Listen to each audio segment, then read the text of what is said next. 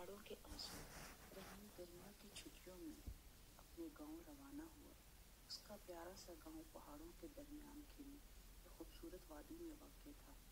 اس کی گاڑی پہاڑوں کے ساتھ ساتھ سڑک پر چلی جا رہی تھی اور جگہ جگہ موڑ بھی کاٹ رہی تھی کہ اچانک اس گاڑی کو روکنا پڑ گیا، کیونکہ بارش کی وجہ سے برف اور مٹی کے تودے نیچے سڑک پر آن گرے تھے، جس سے راستہ بند ہو گیا تھا۔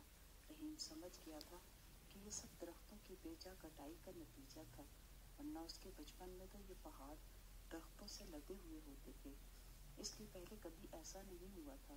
مگر اب جب بھی بارش کا موسم آتا تو گاؤں میں سیلاب آنے کا اندیشہ رہتا تھا، کیونکہ پگھلتے گلیشیئرز کو روکنے والے درختوں کی تعداد تیزی سے کم ہو رہی تھی۔ اس کے بابا نے درختوں کی بے جا کٹائی، پہاڑوں کی بے بسی اور تیزی سے پگھلتے ہوئے گلیشیئرز کے بارے میں ایک بار کہا تھا، بیٹا، یہ پہاڑوں کے آنسو ہیں۔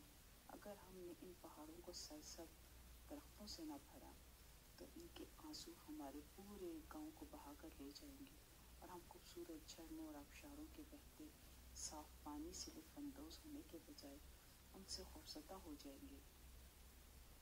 راستہ صاف ہوتے ہی گھر پہنچ کر رحیم شجرکاری کی مہم پر لگ گیا۔ اس مہم میں رحیم کے والد اور سارا گاؤں دیں گے۔